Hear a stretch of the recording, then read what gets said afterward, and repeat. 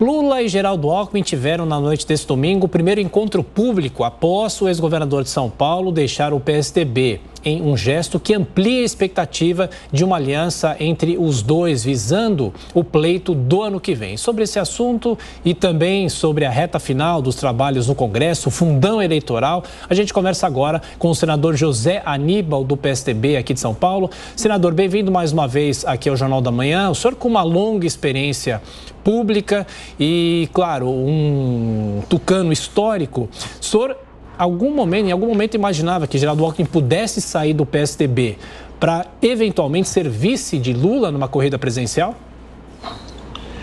Bom dia, prazer falar com vocês. Em primeiro lugar, a saída do Geraldo já era esperada há algum tempo, né?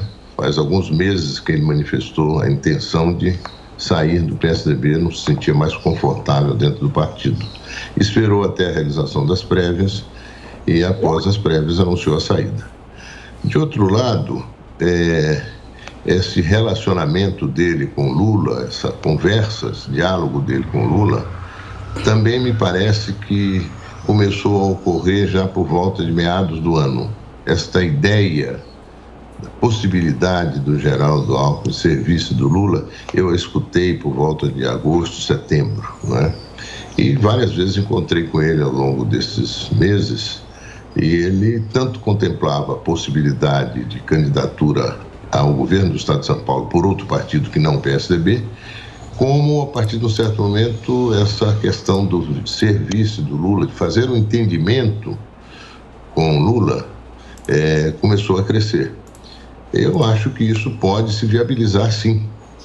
É possível que o Geraldo esteja identificando que a possibilidade de uma terceira via hoje no Brasil esteja muito difícil de se construir, de se edificar, né? E, portanto, ele vê nas alternativas, nas duas alternativas que estão mais polarizando o cenário político, ele vê na alternativa do Lula uma alternativa importante para tirar o Brasil dessa crise em que ele se encontra e que já dura alguns anos. Sim. Senador, na sequência, a pergunta é de Amanda Klein. Amanda. Bom dia, senador. E eu sou obrigada a perguntar se o senhor concorda com ele, se o senhor concorda com essa avaliação de Geraldo Alckmin e se acha que uma aliança com Lula pode passar uma sinalização importante de moderação, equilíbrio, governabilidade. E lembrando que o senhor fala isso do ponto de vista de um partido que tem um candidato próprio e é o João Dória. O senhor não acredita que essa candidatura vai decolar? Olha, eu apoiei muito a candidatura do governador do Rio Grande do Sul, Eduardo Leite, nas prévias. Porque o Eduardo Leite é um político não polarizante, né? Ele não fica, fulano, cicrano, é beltrano, é o Lula, o Bolsonaro, é o João Pedro. Falo que os desafios do Brasil são os desafios do Brasil. A fome, a falta de emprego, o Brasil precisa voltar a crescer e uma sociedade mais solidária, né? Um ambiente mais convergente, dada a dimensão dos desafios que nós temos que resolver. O Brasil ameaça e não vai, anda para trás. Dali a pouco pega um rumo e desanda de novo.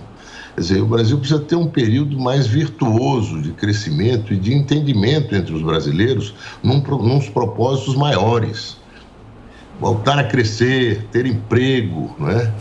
Ter uma atenção forte com relação à questão ambiental, de sustentabilidade, o que é absolutamente necessário e possível e urgente. Ter também a capacidade de multiplicar essas relações internacionais, né, nesse mundo tão unificado pela internet, pela inteligência artificial, pelo comércio, etc. É muito importante que você tenha uma posição de fazer boas negociações, né? E ter uma recuperação da tradição diplomática brasileira. Bom, são vários os desafios, mas não são desafios de pessoas, né? São desafios para o país que devem ser encarados conjuntamente. Então, por isso eu apoiei o Eduardo Leite. O nosso candidato, o governador Dória, ele é um candidato mais polarizante, que tem méritos. A questão da vacina foi muito importante, a busca incessante dele pela vacina, mas isso não conseguiu até agora reverter em intenção de voto, né? A intenção de voto mais ou menos permanente, constante do do Dória tem sido 3%, 4%, 5%. Inclusive, em São Paulo, uma intenção de voto escassa, ainda que o governo seja um governo que está investindo, tem várias realizações, a área de mobilidade urbana, aqui mesmo na capital. Então, vai se tornando... a aparência é de que dificilmente a terceira via constrói uma candidatura competitiva, mas isso não é um dado definitivo, ainda temos aí alguns meses para eventualmente isso vir a acontecer. Então, portanto, eu estou mais empenhado nisso do que na postura do ex-governador Geraldo Alckmin, que já indica um posicionamento.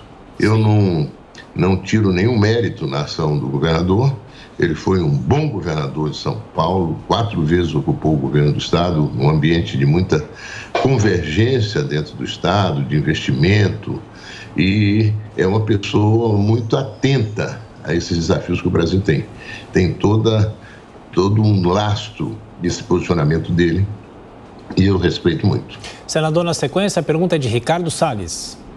Zé, bom dia, prazer te ver. Nós que trabalhamos juntos, conhecemos bem o caráter, enfim, a postura do Geraldo, mas eu acho realmente que nesse caso está prevalecendo o oportunismo e uma visão que denota uma ausência de consistência, de coerência política. Mas, enfim, obviamente essa é uma análise individual de cada um. Mas o que eu queria te perguntar é o seguinte: com relação a essas mudanças importantes que o Brasil precisa fazer, seja neste governo, que deveria ter feito no passado, deverá ter que fazer nos futuros, uma pergunta: por que a privatização dos Correios, por exemplo, que está parada no Senado há cerca de 3, 4 meses, por que essas coisas não avançam? Independentemente do governo que entra, do governo que estava, do governo que virá, é tão difícil fazer essa projeção, né, das privatizações, enfim, e em especial dos Correios, que está aí no Senado. Você, como senador, se você puder nos contar um pouco, seria muito bom. Olha, eu cheguei até a falar com o ministro Guedes sobre essa questão da privatização do Senado, dos Correios.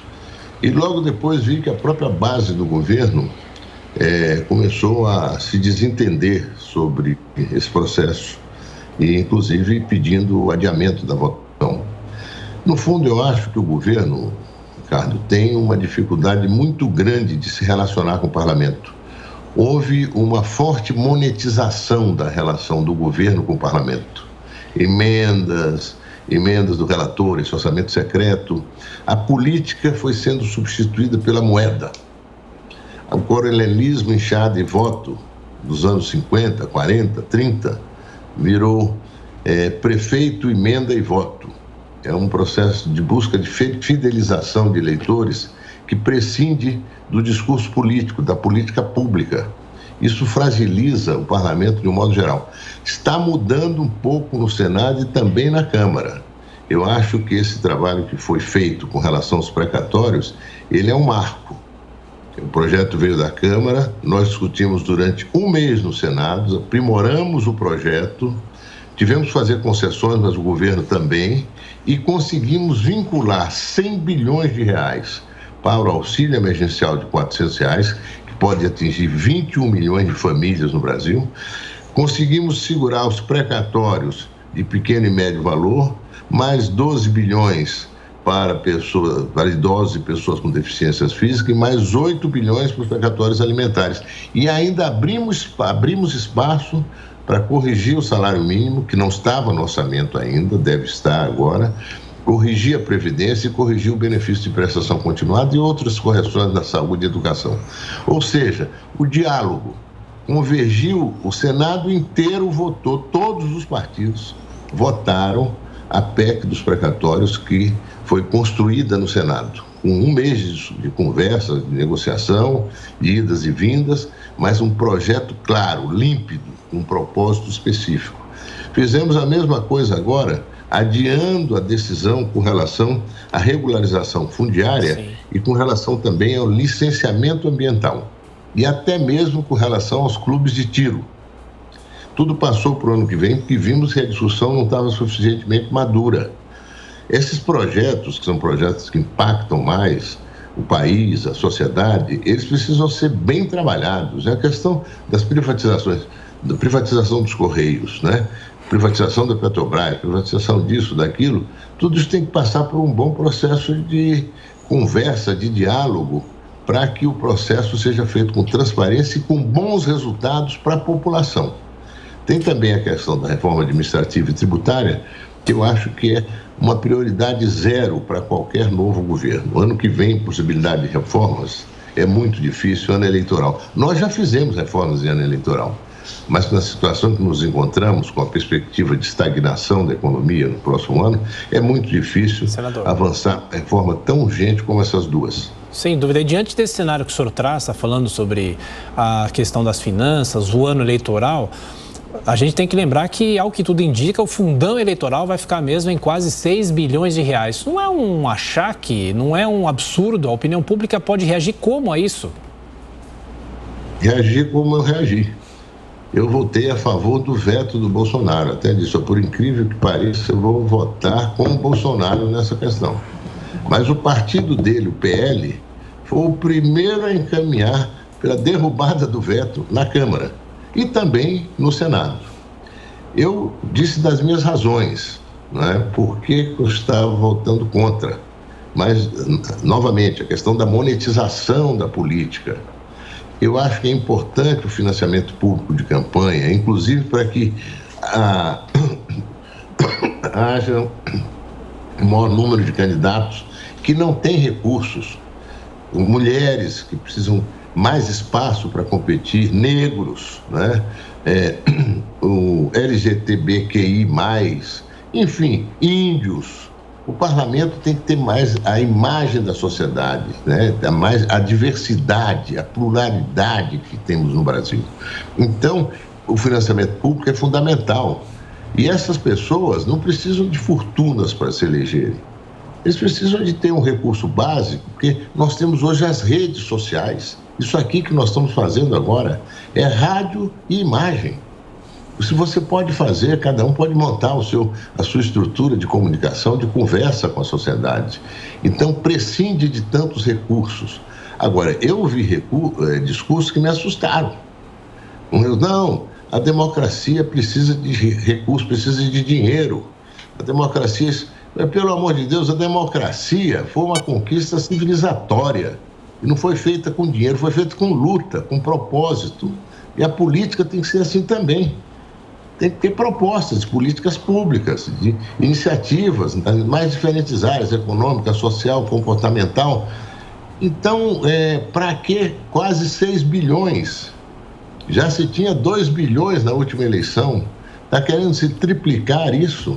É péssimo para a imagem do parlamento. Sim. Assim como foi importante o parlamento finalmente se entender na questão dos precatórios, e havia um receio de que a Câmara rejeitasse o que tinha sido feito no Senado, a Câmara entendeu também que era importante aquilo que nós tínhamos feito pela vinculação dos recursos. Não dá para mexer, está na Constituição.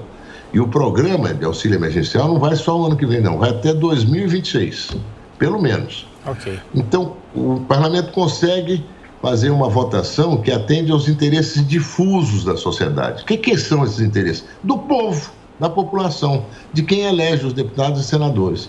Os lobistas, os grupos de pressão, as corporações já estão presentes no parlamento. O povo não está. O suposto é que a presença dele é a presença dos parlamentares, votando no interesse da população. 6 bilhões de reais, Tiago, significa 1.100.000 famílias brasileiras recebendo R$400 por mês durante todo o ano que vem. 6 bilhões de reais. Podia ficar nos 2 bilhões que teve já no ano passado. Ainda tem o fundo partidário que é distribuído mês a mês aos partidos. Que se faça uma distribuição desse recurso de forma mais democrática. Sim. Não é? E realmente atraindo para a representação parlamentar a diversidade da sociedade brasileira. Perfeito. Senador José...